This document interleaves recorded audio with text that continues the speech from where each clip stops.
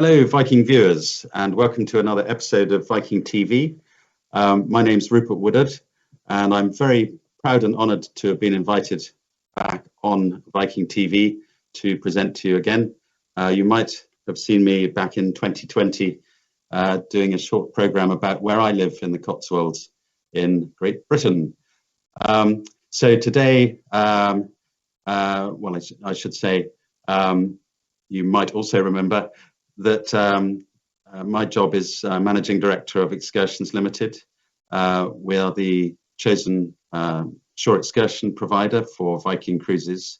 We're very proud and delighted to be responsible for putting together all the shore excursions and land arrangements throughout the British Isles for the Viking Ocean vessels when they call in the UK. Today, I've been asked to talk to you about exploring royalty around the British Isles. And of course, it's very poignant this year because we're celebrating Her Majesty the Queen's Platinum Jubilee, where she celebrates 70 years of reigning, the longest reigning monarch in the British Isles. So at the moment, the whole UK is in the midst of celebrating this special event with a whole series of unique opportunities and engagements where the royal family are out and about and people are having street parties and massed bands and pageants and rock concerts, and it's a lot of good positive energy going. Very British time to be in the UK. I'm going to take you through essentially the British Isles Explorer itinerary, but just really talking and picking out a few highlights that relate to this royal theme. So in 2012, we celebrated the Queen's Diamond Jubilee, and this is a picture of a beautiful royal barge that was specially commissioned for Her Majesty as a gift from the nation. The vessel's called the Gloriana, and the oarsmen consisted of a whole variety of Olympic medalists and unique individuals that were involved in the new building of this gorgeous vessel, which led a pageant of over 1,000 small boats and craft all the way down the River Thames. And as you would have expected, in England, it was pouring with rain the whole time. But it was a marvellous thing and very captivating. And now this year, 10 years later, we have the Platinum Jubilee. And the Queen sadly lost her husband, Prince Philip, between times. And so it's a very poignant time for her. And the nation's going to be fully supportive of her and very invigorated to make sure it's properly celebrated. This is a photograph of the trooping of the colour, which takes place on the Queen's birthday every year. Usually that's the official birthday. It's usually the second Saturday in June. This year it's going to be on the 2nd of June. So if you're in London on the 2nd of June, you can come and watch this extraordinary spectacle where the massed parade of horse guards and household cavalry and other military entities travel the length of the Mall from Buckingham Palace down to Trafalgar Square, and lots of pomp and ceremony. And the whole idea is that you can see the colour, the flag in the middle of the picture.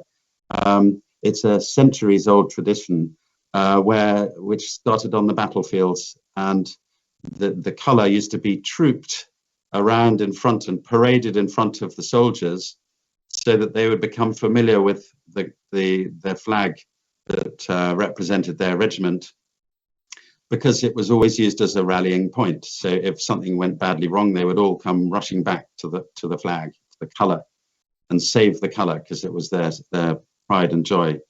And so this is a ceremonial event that is practiced day in, day out by the Royal Horse Guards and Household Cavalry, who are the regiment that essentially guard the monarchy, and they they're based in Royal Horse Guards Parade, just near Buckingham Palace.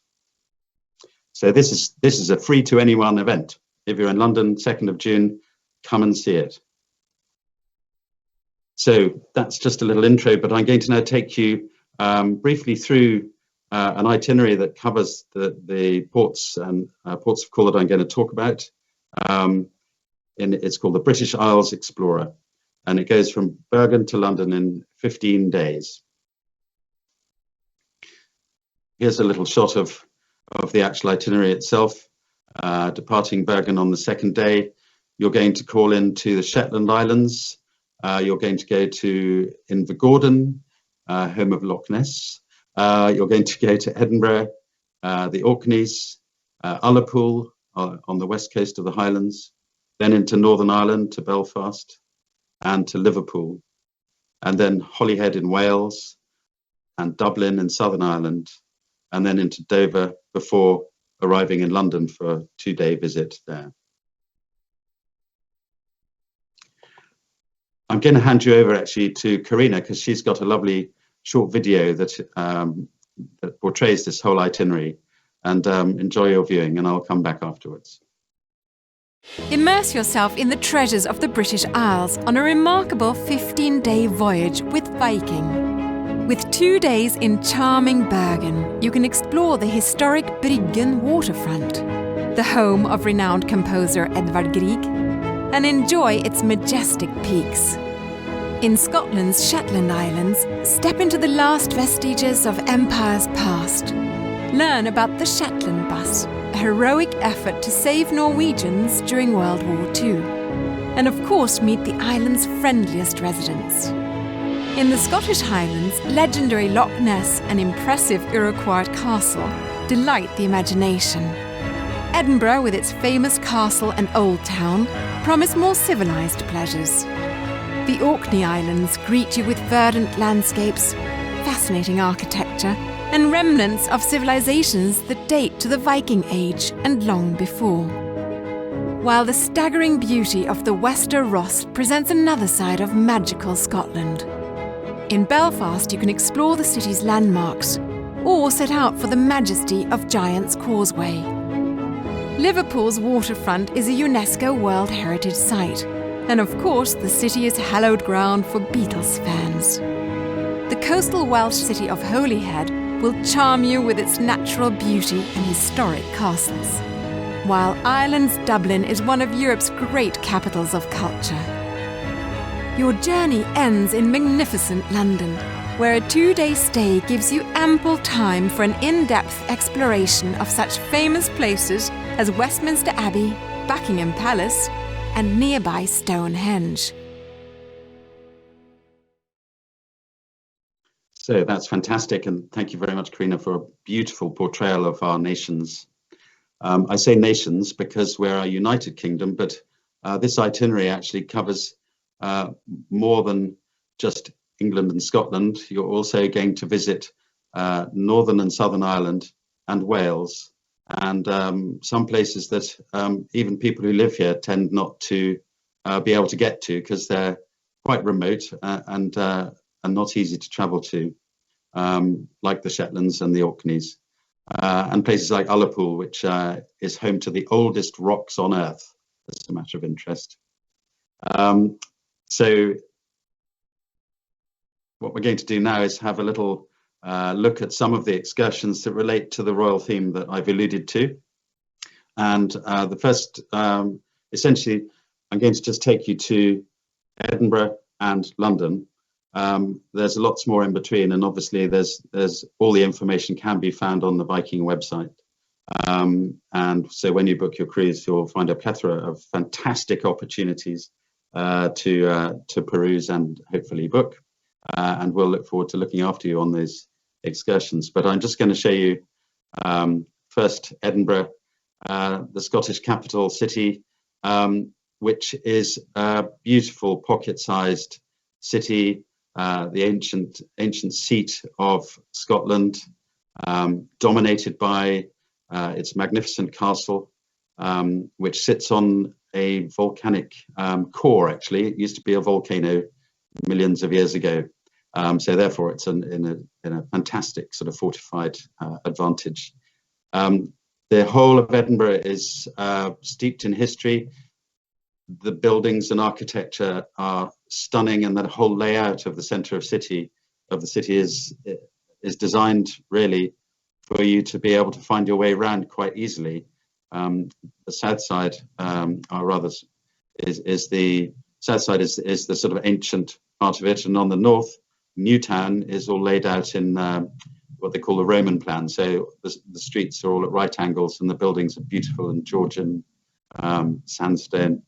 And then dominated by this fortress of a castle, which you can visit on a number of our excursions, either to go inside on, we have an excursion called Ultimate Edinburgh, which includes the castle. You can go inside on that, or you can walk. We have a lovely walk up the Royal Mile, which also includes outside views of the castle. This is the ancient seat of Scotland. It's also the military garrison has been the military garrison for hundreds of years. And so there's a lot of interesting history stacked inside here. And you can quite easily feel that you might be rubbing shoulders with Robert the Bruce on a visit here. Inside you'll see the Scottish crown jewels, which are the oldest crown jewels in the UK, which have been lost and found and borrowed and given back numerous times over the years and centuries. So you'll hear all about that. And then here we are, another picture of the castle, but inside, stacked with fascinating objects and history. The Great Hall is beautifully vaulted, full of arms and armory from centuries over the years, over the centuries, I should say, forgive me. And the royal apartments, all included in a very, very interesting tour that will be led by one of our Edinburgh expert Blue Badge guides. So I hope you'll go and see that. At the other end of what's known as the Royal Mile, which is the old mile-long road on the south side of the city, which runs from Edinburgh Castle all the way along to this other ancient extraordinary palace called Holyrood, the Palace of Holyrood House, which again, centuries old, and is a very revered palace in itself, and the place that Her Majesty the Queen comes to stay when she's in Scotland, which is brilliant because she literally uses it as her home from home. The challenge it throws at us is that she sometimes decides to go there without us really knowing in advance. So, as your shore excursion provider, we occasionally have to make little adaptations. But it is a very interesting visit. It's very opulent inside there. Every room has objects that tell a story from over hundreds of years of royal presence in the palace. And you'll hear about celebrities like Mary, Queen of Scots, while you visit, and view portraits of all her other brethren and kindreds from over the centuries. But again, I'm just giving you a little brief snapshot, but it'll all be brought to life should you choose to visit, which I hope you will. This is a picture of the Royal Mile. So we're standing with our backs to the castle, and a beautiful cathedral halfway down, and then all the way along the Royal Mile, there are fascinating little places to stop and look, and ancient buildings and points of interest that your guide will take you to. And even underneath all of this, there's a whole nother street that you can see, which is the city was built over and over and over the hundreds of years and is kind of forgotten. So there's a rather nice little after hours, quite spooky excursion that you can go on to see the street that lies beneath all of this. This is a favourite of mine, and I'll give you a little bit more information as to why it is. In that it's the Royal Yacht Britannia, Her Majesty's floating palace, which sadly was decommissioned in 1995 and became a visitor attraction, essentially. She's moored in Leith, in Edinburgh, and you can go and visit. We have excursions to take you there. In fact, our ultimate Edinburgh excursion includes Edinburgh Castle and the Royal Yacht Britannia, so highly recommended. But I'm slightly biased because when I was a bit younger, I had the privilege to serve on board the Royal Yacht Britannia. So that's actually me standing on the royal barge with the Queen and Prince Philip as we arrived in Australia, Brisbane, for the Expo 88 celebrations, where we'd taken the Royal Yacht all the way around the world. And I joined as a junior officer, and my job, I was called the Royal Barge Officer. You can see why, because I'm on board the Royal Barge. I was responsible for the Royal Barge in more of a ceremonial role than anything else, because the crew on board the Royal Yachtsmen, or yachties as they're called, served there for pretty much their whole career, and they run things continuously. My role was what was referred to as a season officer, which they would bring in a few junior officers to help out a bit when there were some important royal duties coming up.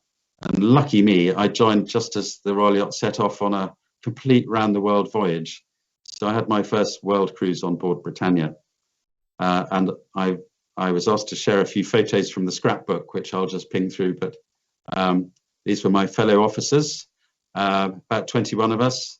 And again, most of the time in the Royal Navy, you would change jobs every couple of years.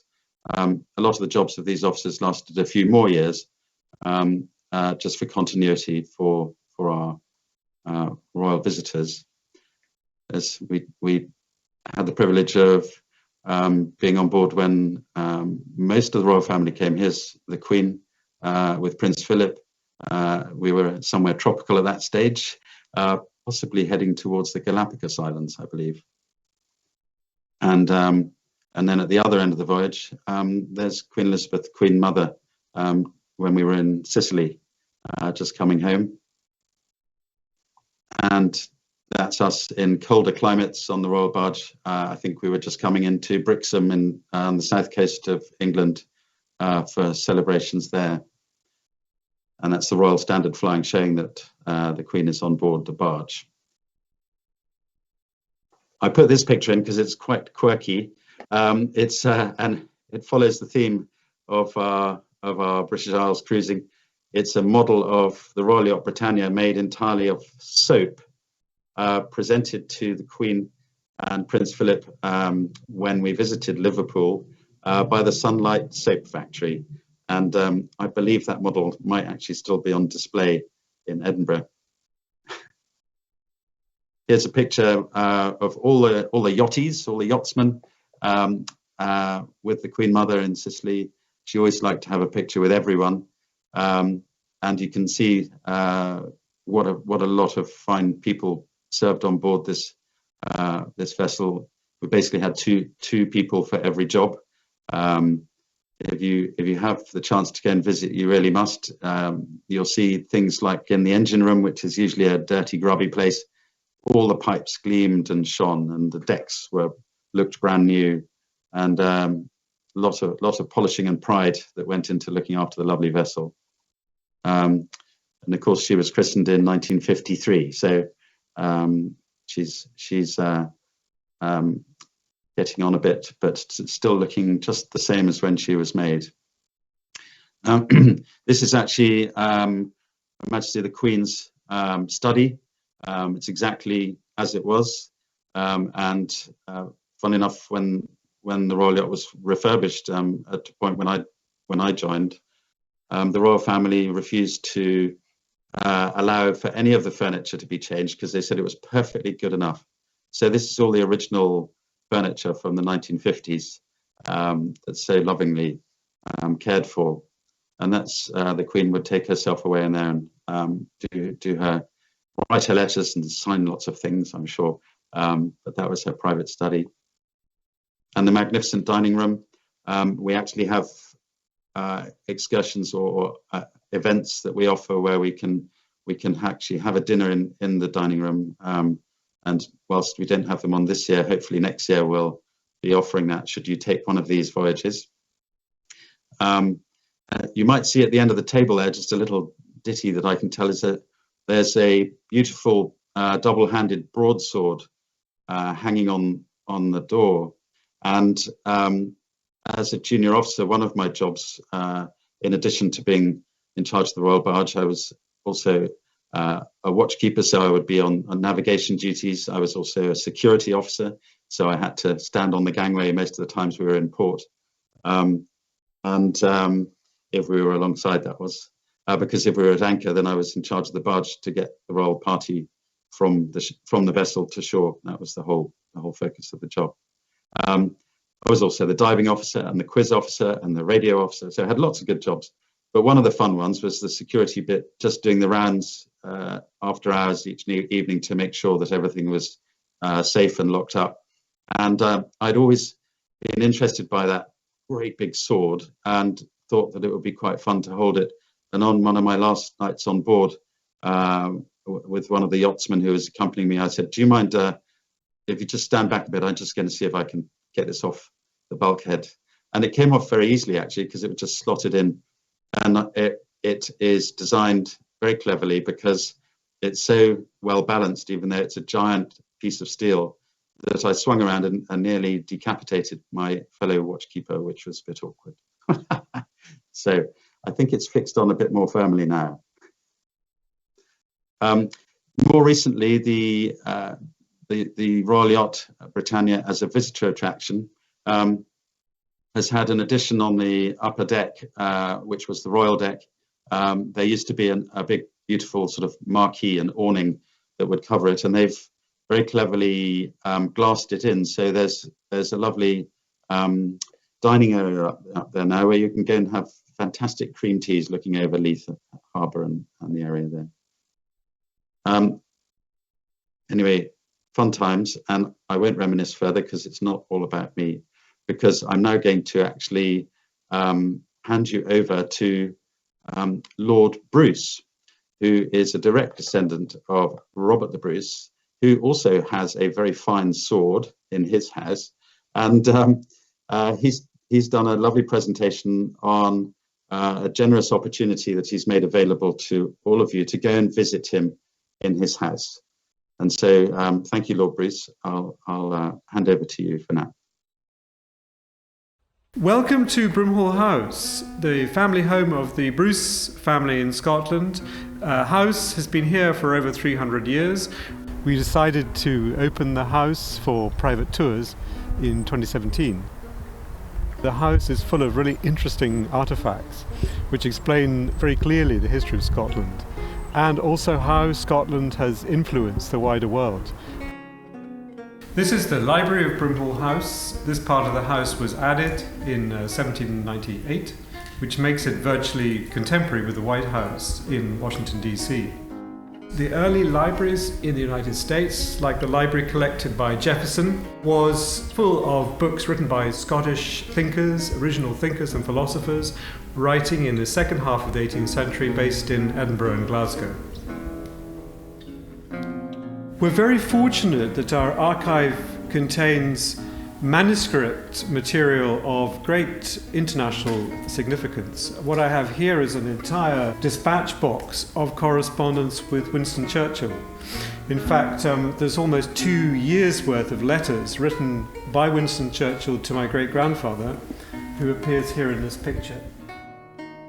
The family has had a long involvement in the 19th century, serving the governments of Queen Victoria with great distinction. This figurine of the Queen was given to my great-grandfather expressly so that he would take her silver effigy to India And when he was entertaining Indian princes and maharajas around his dining table, they all had a very close connection physically to the Queen. And this is an entire box of letters written by Queen Victoria to my great-grandmother. This is another member of the family who served as a diplomat all over the world. In 1865, he was appointed as British Minister to Washington. And in fact, I've come across archives from the presidency of Lincoln, which indicates that Lincoln was attending a cabinet meeting, and the last piece of business at the meeting was for him to have taken the speeches of Frederick Bruce and to read them overnight before meeting him the next day. Sadly, that evening, Lincoln went to the theatre, and so he never actually had his meeting with Frederick the following day. The Old Master paintings in the collection were mostly acquired in Paris at the beginning of the 19th century. And the story of this picture is interesting because this lady epitomized female beauty in very much in a patriarchal world.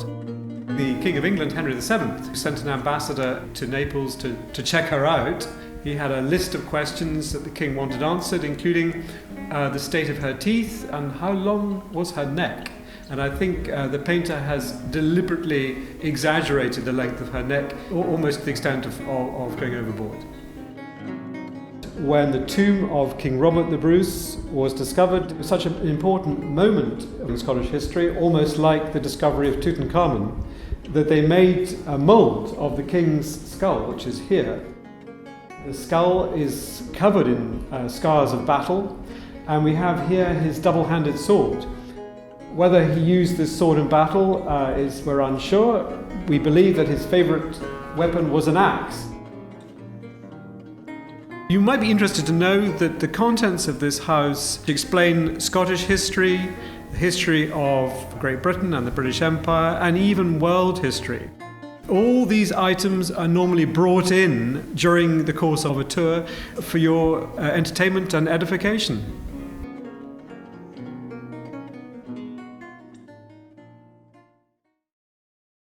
So one of the excursions we offer, therefore, is a visit to Brimhall. Again, I hope you'll join us on this one and join Lord Bruce on this one as he shows you around his gorgeous home, ancestral home, and tells you tales of his most famous ancestor, Robert the Bruce, who actually is buried very nearby. And during the excursion, you'll visit the Dunfermline Abbey church to see where Robert the Bruce is now buried. His grave was lost actually for many years because it was buried here. It was buried at the original abbey that was destroyed during the Reformation, and so that they found bits of his grave when they were doing refurbishment work some years ago, and they had to rebury him. So he's buried here. So another interesting royal stop in Scotland is not far from Edinburgh. St Andrews, a beautiful university city or town where Prince William went here to study his history of art degree and met Kate. So this is where it all started.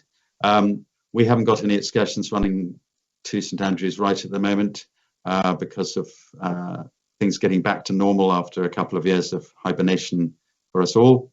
But next year we're going to be offering this again. It's actually a really fun excursion, very interesting. See the abbey, there's a lovely castle, but also it's the ancient home of golf. So anyone that is remotely interested in golf has to go here. We know that, so that's why we offer it.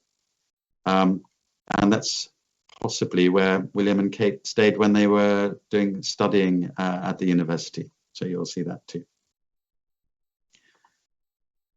So I'm now transporting you direct to London.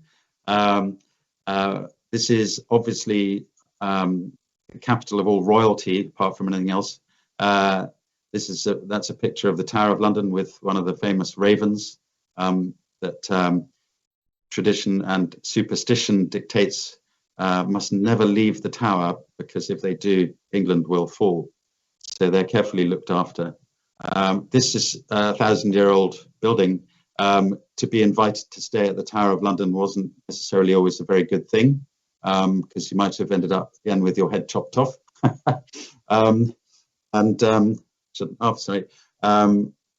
But fantastically cared for, and now an extraordinary place to visit. It's not at all far from where the ship moors in Greenwich. So we bring you up here by high-speed catamaran, and you'll hop off at Tower Pier, and it's a few hundred yards. You'll be at the entrance, and you'll be greeted by one of these fabulous chaps, the yeoman warders. Their job is to look after the tower and make sure it's kept safe and secure. They're all, or they're chosen from a background of military and civil types of backgrounds, and essentially they live in the Tower of London. They're all highly decorated uniforms, and they will show groups around and look after you. They very much live there though, and they have even their own hospital and their own bar within the grounds. And on an evening tour, the ceremony of the keys, which again is a privileged access tour and available this year and next year, you'll get to meet the yeoman warders and see where they live, and watch them undertaking the 1,000-year-old tradition of locking up the tower, hence ceremony of the keys. So quite a unique opportunity. Highly recommend it. So the whole focus of this presentation is on the royal family, and obviously the royal households of London. We're blessed with multiple palaces in and around London and throughout the country, and residences again where the royal family abide when they're living or they're travelling throughout the British Isles. On our tours in London, you'll get to see a lot of the royal households. We actually have several in development as well for next year, where we'll be taking you not only to Buckingham Palace, which you can do in August this year. You can visit Buckingham Palace. This is obviously actually not Buckingham Palace, this is Westminster Abbey, where all the monarchs are crowned. And you'll see that on your included tour. But Buckingham Palace after hours visit for next year, we're hoping to arrange. So that will be privileged access after the crowds. The same with Hampton Court Palace, where we're hoping to take you for lunch at Hampton Court Palace when no one else is allowed in. We would also like to take you to see Kensington Palace, where you can see Princess Diana's dress collection, amongst other things. This is St James's Palace, which again is one of the oldest palaces in London. It's not actually open to the public, but you will see it on your tours. And again, very famous Buckingham Palace, guarding over all of it. And again, one of the loyal household cavalry guarding, one of the horse guards, beg your pardon, guarding. There we are, and that's the changing of the guard taking place, which happens every day at the palace. This is Windsor Castle, a fantastic visit. We take you inside the castle and the chapel where most of the royal family get married these days, and extraordinary art and collections of treasures to see, many rooms to visit, and then the whole town, the pretty town of Windsor that surrounds it, is stacked with fantastic shops and galleries, and very iconic castle to visit. Here's Hampton Court Palace that I mentioned. Again, very much worth a visit. They have their fabulous flower show every year as well, and but we hope to have something special for you for next year. The same with the Household Cavalry, where we've arranged an after-hours visit to their museum, where you'll go in after the public has left and see the hundreds of years of traditional uniforms and learn about the actions that the regiments have been involved in over the years. You'll actually then go to the stables and see the horses and see where the soldiers are cleaning all their kit and getting ready for the next ceremonial event. And they also even have their own gin distillery here as well, so that you can try some household gin, which is a good part of themes these days. So in addition to our mainstream excursions, you can extend your stay in the UK, in Britain, with several pre or post-cruise extensions. You can stay for 2 nights in London. Excuse me. You can stay for 2 nights in London and choose from a selection of excursions that you can add on to your stay. Some of the ones I've just mentioned we'll be making available for next year. So that's for 2023. And you'll be able to just book those at the same time as you book your stay. And then we have the Viking pre and post cruise visits to Highclere Castle, and which also takes in Broughton Castle and Chavenage, where they filmed Poldark, as well as wandering around the Prince of Wales's gardens at Highgrove. I'm going to actually hand you over to Karina now, because she's going to give you a much better overview of those 2 programs. Explore several of Britain's most loved country estates on this exclusive extension with Viking. Oxford, a city known for its prestigious university, will be your base for 4 unforgettable days. You might recognise Downton Abbey, the fictional estate on PBS Masterpiece, sponsored by Viking. In real life, it's beautiful Highclere Castle, the Jacobean creation of noted architect Sir Charles Barry, who also designed the Houses of Parliament. Beyond the rooms everyone knows is a treasure in Highclere's basement, a rare collection documenting the 5th Earl's Egyptian expedition that discovered King Tutankhamun's tomb. Outside, the castle's expansive gardens include many of the botanicals used to make Highclere Castle's exclusive gin. Nearby is the historic home of another legendary gin, the Bombay Sapphire Distillery. Here you'll learn about their distinctive botanical ingredients and influence on the character of Bombay's taste. Select your botanicals and create your own aroma profile to help you better understand the complexity of Bombay's vapor infusion distillation process that's used to create this unusual spirit.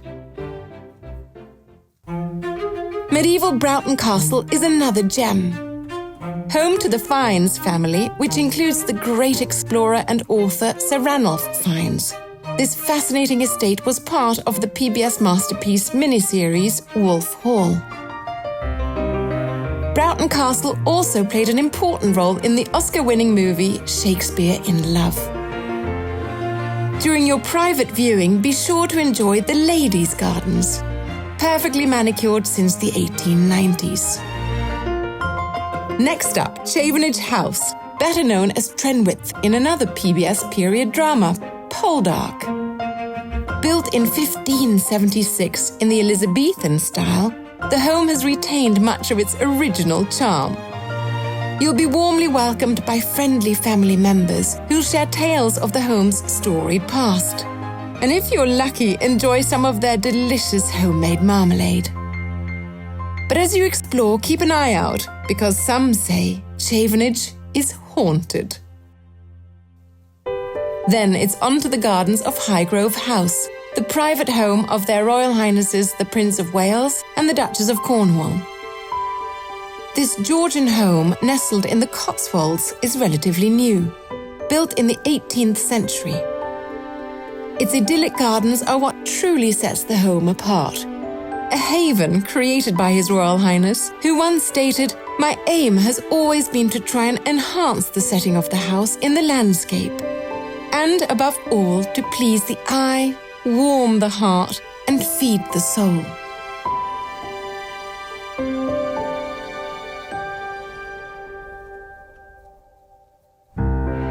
As you make your way between England's great homes and gardens on this relaxing, fully escorted adventure, you'll pass through some of Britain's most picturesque landscapes and quaint villages,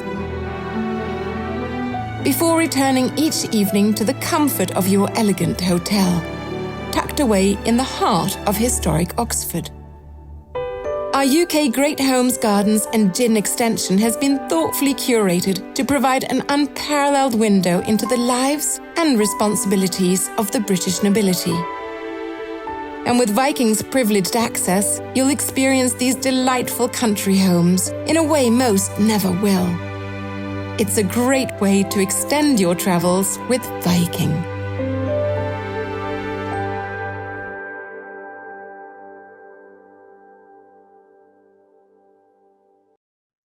So in addition to the British Isles Explorer, there are also other itineraries that cover these same ports of call. Into the Midnight Sun is one of them, where you're essentially doing London, Edinburgh, Orkney, Shetland, and then up to Norway and all the way north to see the Midnight Sun, which is an extraordinary experience and hugely popular. And then Scandinavia and the British Isles, as you can see, is a highlights cruise of the whole northern region, which again calls in several of the ports in the British Isles.